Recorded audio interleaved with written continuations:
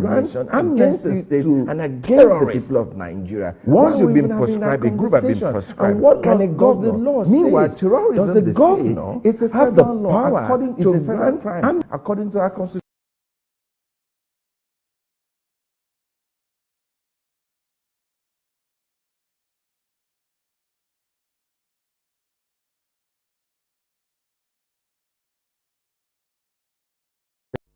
Hello there, good afternoon, hello there. Welcome to yet another edition of the program Issues in the News on Silverbird Television. And my name is Victor Ita. Hello there, good afternoon. And Buba Galadima, the day he defected that the governor's defection tax should be delayed. And Buba Galadima is saying he defected that the governor's defection tax should be delayed. And Buba Galadima is saying that after the betrayal of Jesus Christ by Judas, after the betrayal of Jesus Christ by Judas, that the next form of betrayal of Jesus Christ by Judas, that the next form of betrayal after that should be Abba Yusuf, former governor, now Godfather. Governor Samichi, when on the problem of the PDP, yes, Kano people voted for him. Wait now, he said he defected from PDP to APC in 2014 for the benefit of the Kano people and not others. He said it himself. So what is he saying now about when I hear you, the way you speak about Godfatherism and the loyalty in the Nigerian politics is as if you want us, analysts like yourself, it's like you people want us to remove Godfatherism from Nigerian politics permanently. No, is there now the question I have for you? Is there a self-made politician? Show me a politician. Even I see why you is not a self-made politician. Somebody lifted him up. Yes. Somebody lifted him up. Then you give glory to whom the glory is due. Permanent glory. So when somebody who helped you, yes, who defeated Kwankwaso in 2003, he stopped for a second term. Shekarau is still there. Shekarau said something about Kwankwaso. I'm saying it here now, please. Yes. He said, anywhere Kwankwaso is, he wants to dominate. And that was why. No, but politics is a game of interest. No. Not personal interest. It shouldn't be. It should be about you alone. It should be about you, about the entire country. That is why your loyalty lies first to the people and to your country, and not about an individual. Yes. I will support that. I will not support that. Shekarau were those who formed the APC. Immediately, Kwankwaso joined the APC. He said, "This man, I can't work with him." He left because of Kwankwaso. He left. That was why when he was saying, he betrayed the man they give it to him. Then Shekarau reminded him. He said, "But you betrayed the PDP to their mandate to APC in 2014, sir. Have you forgotten? Has Kwankwaso forgotten that?" You see, when you want to throw stone, if those who live in glass house don't throw stone. So would you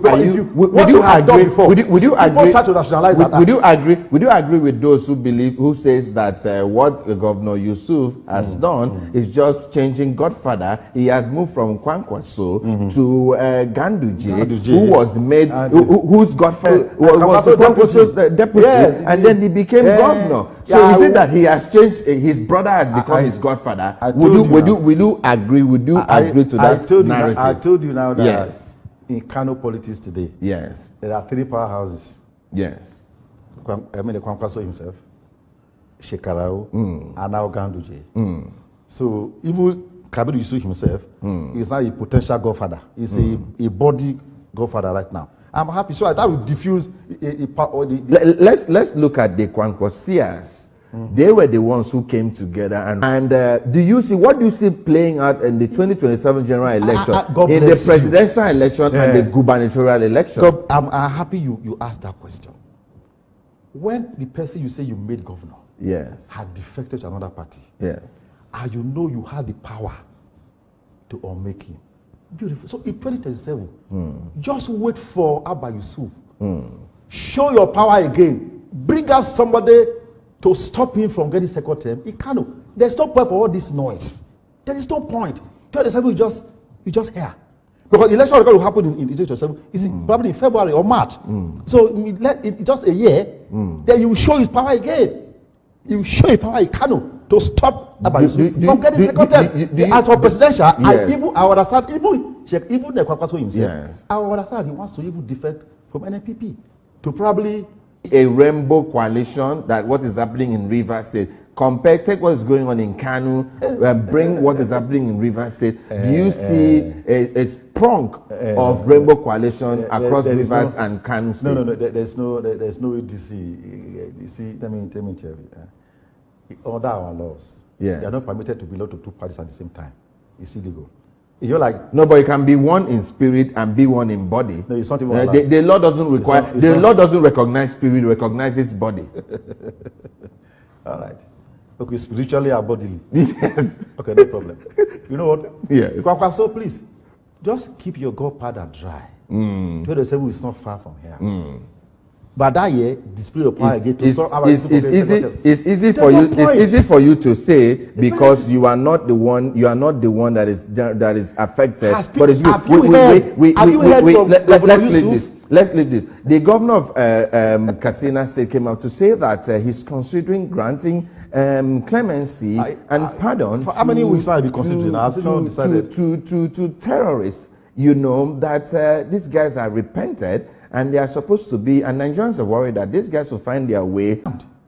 Yes. It's like they are not the state actors. So unfortunately for us now, the non-state actors are now being treated as state actors. As state actors, because government are discussing with them, negotiating with them, and even lobbying them, And I just hope and he said that.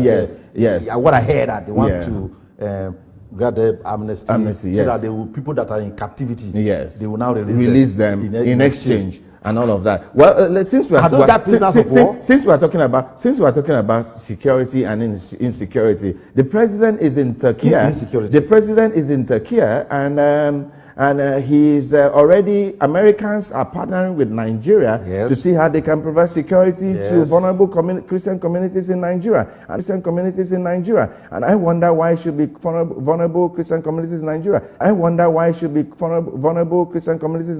There should be Christian communities, irrespective of. It should not have a religious coloration because it doesn't really make any sense. However, you don't give it that coloration. And you don't give it that coloration. And to have security discussion with Reggie Tariff discussion with Reggie Tariff Edwan. Yes. There are other economic discussion that they are having. But the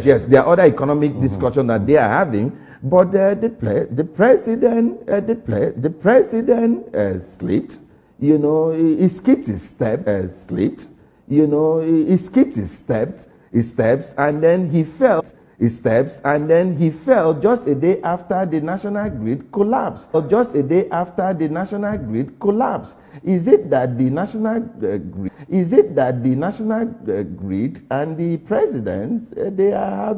No, I just wanted to realize. When did the national grid go down? That was yesterday. That was yesterday afternoon. That was yesterday afternoon. Yesterday morning. Yesterday morning. Yes.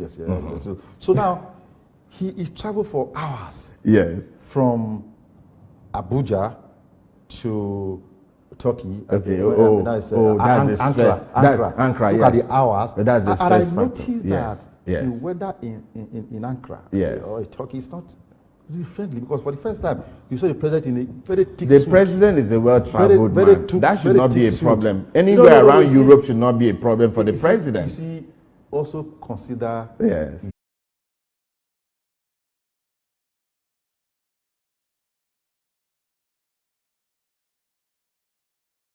Where you are going to have even one president or two presidents. Those matters security guys will come and sweep that area hours before their arrival. So I didn't say they didn't see that metal. I don't know. I'm not disputing what they said. The president could have won the Baba Riga that we know him to wear. The cultural this thing. He would have won and then still throw on the. You're okay with the fashion sense. One don't. I don't know. You and Mr. President but it's okay. Time will tell. Well, that's the size of our package this afternoon. We'll come your way again on Monday. Please be good to yourself. When you are going to a very cold place, please remember to wear babariga and check the weight of the kosuble you are going to throw on yourself before you sleep and fall. Mr. President, we love you. We wish you well. I think you need to take our time and take some break and relax, because indeed the weight of leading this country is too much on anyone, talking on someone who is a little bit above 70. See you again same time next week, Monday, God willing. I am Victor Ita. I am done and I am gone. Bye-bye.